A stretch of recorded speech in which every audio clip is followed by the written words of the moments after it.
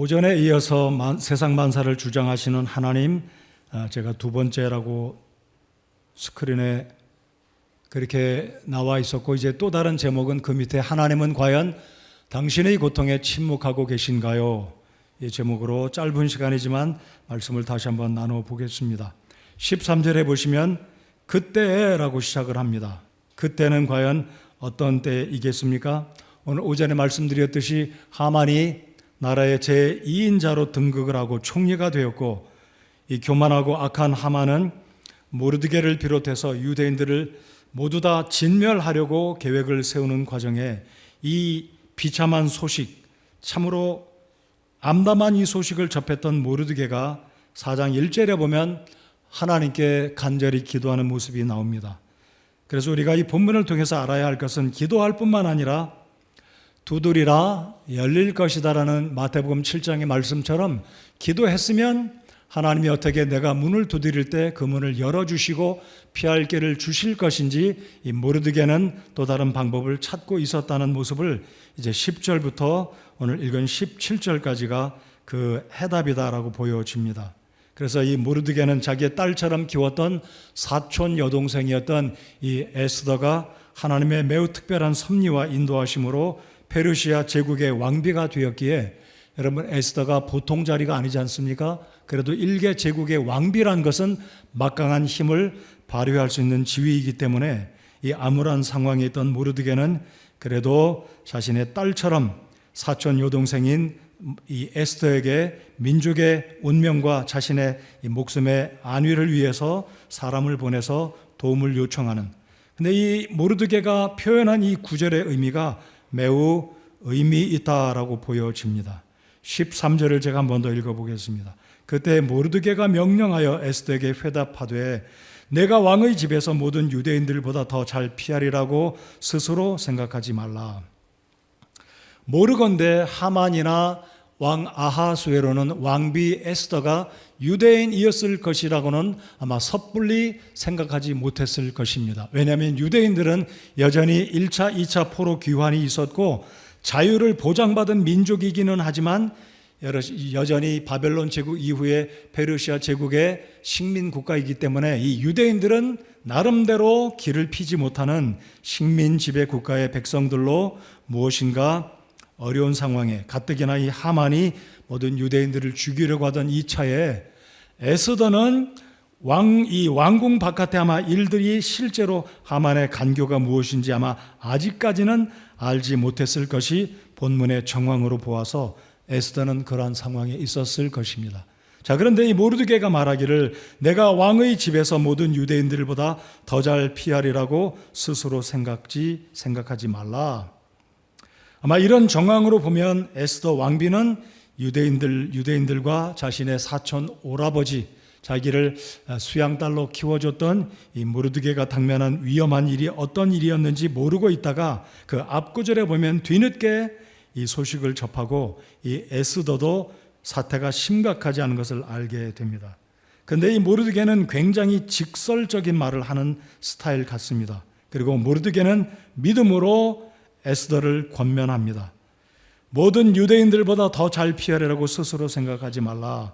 자, 그런데 14절이 이 모르드게 믿음의 사람의 믿음의 고백이다라는 것을 이 구절을 통해서 알 수 있습니다. 14절 눈으로 한번 보시기 바랍니다. 이때에, 자, 13절은 그때 위급한 상황이고, 이제 이때에 이 위기가 너에게도 나에게도 올 수 있다는 전제로 이때에 내가 전적으로 잠잠하면, 본인의 신분이 유대인이라는 것을 여태까지 숨겼기 때문에 아마 에스더의 남편 아하수에로는 이 에스더가 유대인이다라는 것을 아마 모르고 있을 가능성이 많아요.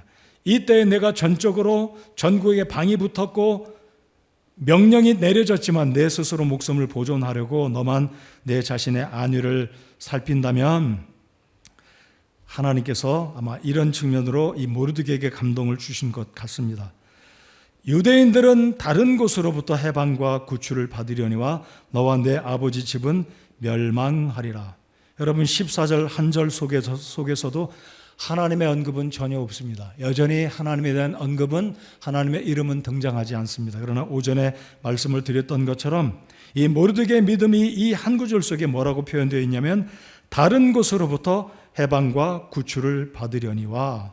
그러니까 이 모르드게는 이 위급한 상황에서도 하나님께서 자신의 민족들을 건져주실 것, 그리고 자신의 생명을 보호하실 것을 믿었다라는 것입니다. 그래서 오늘 오전에 살펴본 것처럼 오늘 세상 만사를 주장하시는 하나님이 오늘 이 시대도 살아계신 우리 성도들, 우리 교회, 우리 모든 구원받은 성도들의 아버지 하나님이시다라는 이 점을 확신하는 우리가 되어야 하겠습니다. 그래서 오늘 오후 시간에 혹시 오전 시간에 전도회 원래로 모여서 혹시 말씀을 나눈 그룹이 있으면 한번 손들어 보시겠습니까? 오전 시간에 이미 그룹으로 모여서 말씀을 나누신 그룹 없으시군요. 자, 일단 오후 시간에 잠시 후에 제가 설교를 빨리 끝마치고 여러분 그룹으로 모여서 오늘 주보 끝부분에 보면 묵상과 적용 세 가지 질문이 있는데 그 질문을 읽으시고 서로 함께 풍성한 나눔과 또 묵상들이 서로 고백을 통해 여러분의 삶을 통해 나누어지는 복이 있는 시간이 되기를 바랍니다. 그래서 우리 하나님은 에스더기 전체에 단 한 번도 주님이라는 단어, 하나님이라는 단어, 야훼, 여호와 이런 하나님의 명칭은 한 번도 등장이 안 되고 있습니다.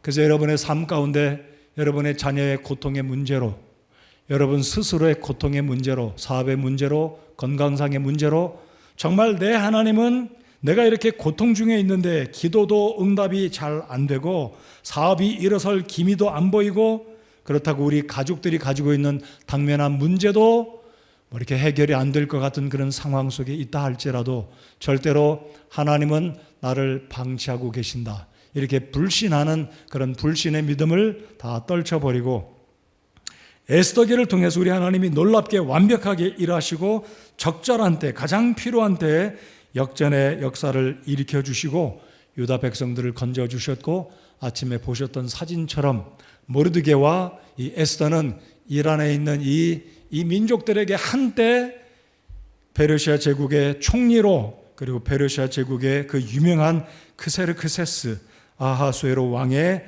왕비로 쓰임받았던 인물들이다라고 오늘 이 시대 이란 사람들도 인식은 아마 제대로 역사를 알고 있는 사람이라면 인식하고 있을 것입니다. 그래서 여러분 성도 여러분 우리의 삶 가운데 절대로 나 혼자가 아니다. 절대로 우리 가족만 당하는 이 고통이 우리 가족만의 고통이 아니라 하나님이 보고 계신다. 제가 종종 우리 성도님들의 모친님들의 고충의 소리, 손녀가 암에 걸렸다는 소식, 그 시집도 안 간 손녀가 암에 걸렸다는 소식을 들으면 저도 참 마음이 안타깝습니다. 우리 성도님 가운데 누가 아파서 고통 중에 있다는 소식을 들으면 제 마음도 참 고통스럽습니다. 그러나 우리가 해결할 수는 없지만 믿음으로 참고 기다리고 기도하고 하나님의 때가 분명히 올 것이다라는 이 믿음의 끈을 절대로 풀지 말고 놓지 말고 하나님은 여전히 살아계시고 구약의 모르드게와 에스더의 하나님이라면 오늘 나의 하나님도 되신다. 절대로 하나님에 대한 불신, 이 말씀의 약속들에 대한 불신을 생각하지 마시고 나와 함께 하시는 하나님이 때가 되면 분명히 나의 가족, 나를 건져주시고 문제들을 해결해 주실 것이다라는 하나님을 향한 소망의 마음을 품고 믿음으로 살아가는 우리 모든 성도님들이 되시기를 바랍니다. 아메리칸 인디언들 가운데는 유명한 체로키 부족이 있습니다. 제가 중국에서 선교하면서 우리 성도님 한 분이 헌금을 해 주셔서 제가 집차를 하나 샀는데 그 차가 체로키입니다. 아마 지금도 미국에는 체로키 차 옛날 모델도 있고 새 모델도 나와 있는데 체로키는 이 미국의 아메리칸 인디언들 가운데 가장 용맹스러운 인디언 부족의 이름이 체로키입니다. 그러니까 이 차도 튼튼하다 그런 이미지를 실어주기 위해서 포드 회사에서 체로키라는 집을 만들었는데 이 체로키 부족은 이 남자 아이들이 성인식을 치르게 될 때 이렇게 성인식을 치른다고 합니다. 아버지가 성인식을 치르는 아들을 데리고 눈가리개를 하고 집을 떠나서 먼 숲속에 아니면 가까울 수도 있겠죠. 그런데 뺑뺑뺑 돌아가니까 아들은 눈을 가리고 가니까 아마 집에서부터 멀리 떨어진 줄 알 수도 있겠죠. 아무튼 멀리 가겠죠. 그리고 밤이 되면 아들은 혼자 남습니다. 아버지가 텐트를 쳐주고 아들은 그 텐트 안에서 밤새도록 그 장소를 떠나지 말고 그 이튿날 아침을 맞이할 때 그 아이가 비로소 성인이 되는 성인식의 절차를 패스하는 것입니다. 그래서 이 아들이 아버지와 함께 손을 달고 손을 잡고 눈가리개를 하고 숲속에 가서 아버지는 야야 이제 준비됐니? 나 이제 떠나간다. 그리고 아들만 남겨두고 아버지는 텐트 곁을 떠납니다. 자, 그러면 여기저기서 동물들이 우는 소리가 나고 하늘에 별이 뜨고 바람이 불고 그 긴 밤을 10대 중반쯤 된 이 소년이 생전 처음 부모의 곁을 떠난 이 체로키 부족의 한 남자아이가 얼마나 무섭겠습니까? 근데 문제는 이 아버지가 진짜로 아들의 곁을 떠나지 않는다는 겁니다.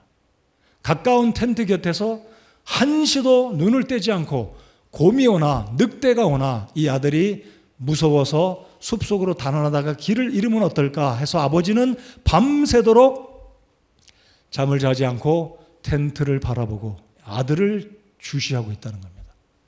그렇게 밤이 지나고 새벽이 오면 아버지가 드디어 가서 아들을 끌어안고 아들아 너 참 잘했다. 이제 너는 우리의 집안의 체로키 가문의 남자 사내 대장부가 드디어 된 것이다 라고 인정해주고 아들을 데리고 다시 부족 마을로 돌아오는 성인식이 있다라고 합니다. 마치 우리의 인생도 그와 같습니다. 우리가 고난이 오고 어려움이 올 때 우리가 기도하고 말씀을 읽어도 어떤 경우는 정말로 당면한 그 문제는 여전히 내 앞에 현실적인 문제요. 문제는 해결되지 않는 그 상태에서 우리가 하나님을 향해 얼마나 신뢰하고 말씀을 붙들고 살아갈 수 있는 것인지. 오늘 본문에 등장하는 에스더와 모르드게는 목숨을 내걸고 하나님을 의지하고 기도하지 않습니까? 여러분 이들이 금식 기도합니다. 이들이 금식 기도한 신은 바빌론이나 페르시아의 백성들이 믿고 있는 신들이 당연히 아니었을 겁니다. 이들이 믿고 섬기는 살아계신 그들의 조상들의 하나님, 살아계신 하나님을 이들이 향하여서 기도하였는데 오늘 이 시대에도 동일하게 하나님은 절대로 저와 여러분을 홀로 두지 아니하시고 우리의 가족들이 어려움 가운데 있을 때 절대로 우리의 가족 혼자 두지 아니하시고 하나님이 지켜보시고 우리와 함께 하시며 건져주신다라는 사실입니다. 여러분 다윗이 시편 23편 4절 5절 6절에 뭐라고 고백했습니까? 너무나 유명한 말씀이지만 우리 같이 한번 이 말씀을 같이 읽어보시면서 혹시 여러분의 삶 가운데 내가 지금 혼자 외롭다, 힘들다, 너무나 고통스럽다, 내 손녀, 내 자녀들, 내 남편, 내 아내, 우리 부모님 너무나 안 됐고 고통 중에 있는데 어떻게 내가 도와줄 수 있을지 내 능력은 전혀 없는데 오직 하나님만이 나의 목자가 되어 주시고 하나님만이 이 고통의 문제를 해결해 주시기를 간절히 바라는 마음으로 이 구절을 같이 읽으며 위로받고 확신을 붙들게 되시기 바랍니다. 우리 같이 읽겠습니다. 4절부터 시작. 참으로 내가 사망의 그늘진 골짜기를 다닐지라도 해악을 두려워하지 아니하리니 주께서 나와 함께 계시며 주의 막대기와 주의 지팡이가 나를 위로하시나이다. 주께서 내 원수들의 얼굴 앞에서 내 앞에 상을 차리시고 기름을 내 머리에 부으시니 내 잔이 넘치나이다. 내 평생의 선하심과 긍휼이 정녕 나를 따르리니 내가 주의 집에 영원히 거하리로다. 아멘. 여러분 다윗은 유다 왕으로 통일왕국 이스라엘의 북왕국 남왕국 통일왕국의 왕이 되기까지 길게 잡으면 약 12년, 짧으면 10년을 광야에서 무시무시한 광야에서 두려움 가운데 추위와 굶주림과 사울의 군사들의 추격에 블레셋 군사들의 추격에 두려움과 굶주림과 추위 가운데 무진 고생을 한 사람이었습니다. 그런데 다윗의 이 영성은 광야에서 빚어졌습니다. 그렇게 젊은 사춘기 10대 소년 중반 후반부터 30세 왕이 되어 유다에서 3년을 치리하고 33세에 남북 왕조의 왕이 되기까지 다윗은 사실 사막에서 유대 광야에서 홀로 외롭게 두려움과 추위와 고통과 굶주림 가운데서 고통을 통과하고 왕이 된 비로소 참다운 하나님이 기뻐하시는 왕이 될 수 있었습니다. 다윗이 고백한 시편 23편은 우리가 어떤 형편에든지 우리 나이가 몇 살이 됐든지 어떤 지경에 이르렀든지 이 말씀은 우리 모든 그리스도인들에게 상황을 물어나고 우리 모두에게 언제든지 위로가 되는 하나님의 말씀이다라고 믿습니다. 주께서 나와 함께 계시며 주의 막대기와 주의 지팡이가 나를 위로하시나이다. 주께서 내 원수들의 얼굴 앞에서 내 앞에 상을 차리시고 이 좋으신 하나님이 에스더의 하나님만이 아니요 에스더기에 등장하는 하나님만이 아니요 오늘 이 시대에도 여러분의 일터 속에 여러분의 가정 속에 여러분의 심령 속에 늘 함께 하시는 하나님이심을 믿으시고 나는 절대 혼자가 아니다. 우리의 가정 홀로 하나님 앞에 버림받은 가정이 아니다라는 것을 확신하시고 하나님의 신실하심을 확신하시는 저와 여러분 우리 교회 모든 성도님들 되시기 바랍니다. 어려움 가운데 있는 성도 여러분들 가정들마다 주께서 이 다윗이 고백한 시편 23편 6절의 은혜가 내 평생의 선하심과 긍휼이 정녕 나를 따르리니 내가 주의 집에 영원히 거하리로다. 정녕 나를 따를 것을 다윗이 확신하였습니다. 오늘 묵상과 나눔 시간에 세 가지 함께 나누실 때 복되고 참 유익한 위로가 되는 시간이 되시기 바랍니다. 자, 말씀을 이것으로 마치고 제가 몇 가지 그룹을 인도하시는 우리 구역장님들, 전도회 회장님들께 부탁을 드립니다. 제가 토요일 날 단톡방에 주보를 올려드리고 묵상과 적용 질문을 올려드리면 저한테 알겠습니다라고 최소한이라도 답을 해주시면 감사하겠습니다. 자매님들은 세 분 어제 말씀하셨는데 남전도회 분은 한 분도 답글을 안 올려주셨는데 물론 준비하셨으리라 제가 믿어요. 그렇지만 이게 좋은 거라고 좀 믿습니다. 여러분 받으셨으면 미리 보시고 제가 내일 전도회 모임을 위해서 기도하겠습니다. 답글을 올리시면 저만 보는 게 아니라 각 전도회 회장들이 다 봅니다. 제 단톡방에 회장님들 다 있어요. 남전도회, 여전도회 다 올려주세요. 그래야 서로 전도회 회장님들이 저분도 올렸고 이분도 올려 그러면 서로가 격려가 돼서 잘 준비하고 기도해서 오늘 오후에 나눌 전도회 시간이 더 복되고 준비된 마음으로 모이실 거라고 생각합니다. 사실 제가 오늘 이 오후에 제가 이 단에서 안 서려고 그랬어요. 근데 제가 이제 종종 피드백을 받습니다. 근데 어떤 그룹은 이런저런 이야기하다가 그냥 가고 저녁 먹는 시간에 집중하고 일반적인 이야기하다가 여기 있는 이 나눔은 그냥 읽고 끝마친다는 얘기를 제가 듣고 이렇게 돼서는 안 되겠다. 이 그룹, 이 전도에 한 달에 한 번 모이는 이 그룹과 나눔 시간은 우리 성도님들의 이 소그룹을 통해서 성도들을 서로 알고 격려가 되고 위로해주고 서로 그 나눔을 통해서 기억하고 있다가 집에 돌아가시면 그 성도와 그 가정을 위해서 기도할 수 있는 귀한 시간이기 때문에 이 시간 정말 복된 시간이다라고 저는 믿습니다. 그래서 모이시면 우리 구역장님들은 먼저 일주일 동안 성도님들이 어떻게 보내셨는지 가정에 어려운 일들은 없었는지 먼저 구역장님이 나눠주시면 더 좋겠고요. 그래서 전도회 임원들이 먼저 기도하시고 준비하시고 오늘은 모이면 어떻게 이 모임을 어떻게 내가 인도할 것인가 생각하시고 그리고 이제 먼저 회원들의 안부를 묻고 어떻게 지내셨는지 시간을 잘 할애하시고 그 다음에 오늘 묵상과 나눔 성경 구절이 약 3개 정도 있기 때문에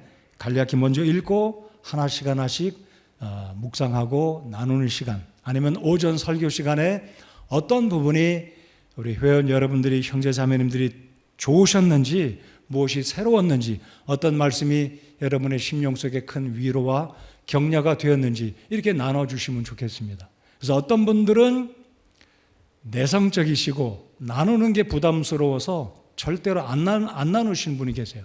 속 안에 굉장한 내용들이 많이 들어있고 생각도 있고 좋은 간증들도 있지만 성격 탓으로 나누기를 좀 부끄러워하는 소극적인 성도님들이 계세요.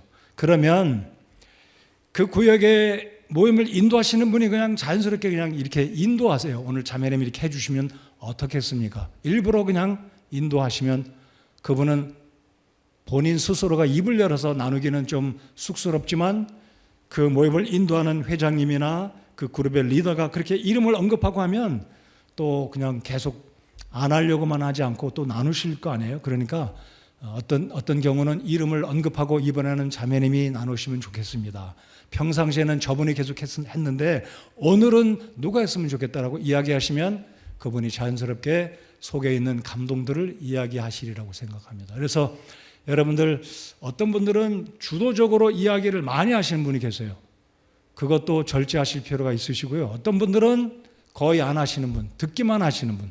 그래서 이게 좀 조화를 이루어서 서로 잘 때로 양보도 하고 어떤 분은 서로 먼저 주도적으로 오늘 말씀을 읽어 들었는데 이런 복이 되었다. 이렇게 나눠주시면 여러분 모이는 이 한 달에 한 번 모이는 전도의 원래회 시간에 말씀을 나누는 시간이 여러분 모두에게 복이 되어질 거다라고 믿습니다.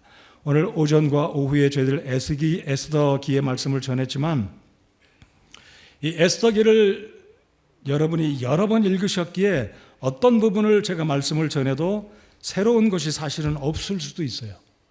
그럴지라도 하나님의 말씀은 때와 장소에 또 따라서 우리의 마음의 상태에 따라서 다를 수 있기 때문에 다른 의미로 성령께서 우리 마음속에 감동을 주시기 때문에 모이실 때 이 말씀을 꼭 나누시고 적당한 시간이 되면 우리 인도하시는 회장님이 끝마치시고 식사하러 가시면 되겠습니다. 오늘은 4시 반이니까 자 보통 오후 시간에 예배를 마치면 3시 반 또는 원래회가 있는 날은 3시 한 15분, 20분에 끝마치는데 이제 잠시 후에 마치도록 하겠습니다. 현재 시간이 3시 07분입니다. 그래서 오늘 4시 반에 식사를 하시고 다산에 이제 개척교회 예배를 가실 텐데 참여 못 하시는 분들은 그냥 이제 집으로 돌아가시겠지만 가급적 가능하시면 많은 성도님들 동참해 주시기 바랍니다. 그 장소가 좁습니다. 15평, 16평짜리 공간이 2개인데 한쪽이 예배당으로 리모델링이 됐고 한쪽 옆에 있는 공간은 그 건물주가 오늘만 사용토록 허락을 해줬습니다. 그래서 저희들이 의자를 갖다 두고 모니터 설치하고 해서 가능하면 저희 교회 성도님들은 옆에 공간에서 예배 참여해 주시기 바라고 외부 손님들이 이제 다산교회 축하하러 오신 외부 손님들, 목사님들, 강사분들이 예배당에 들어가서 예배하실 수 있도록 양보해 주시면 감사하겠습니다. 그리고 다산교회를 섬기실 분들은 그쪽으로 가셔도 좋겠습니다. 본 예배를 드리는 그 공간에 가셔서 아마 의자 사이사이에 두면 제가 볼 때는 한 70명 정도는 앉아서 예배를 드릴 수 있습니다. 지금 50개 예배가 들어가 있는데 보니까 공간이 꽤 비어 있습니다. 그래서 다산교회를 섬기실 성도님들은 오늘 첫째 날 개척교회 시작하는 날이니까 다산교회를 섬기기로 결심한 성도님들은 본당에 가서 예배를 드려주시고 저희 교회 성도님들, 집사님들은 죄송하지만 옆에 방에 가서 예배를 드려주시면 감사하겠습니다. 자, 우리 다 같이 일어나서 우리 찬송하시고 배회기도 하겠습니다. 그리고 전도회 모임을 하겠습니다.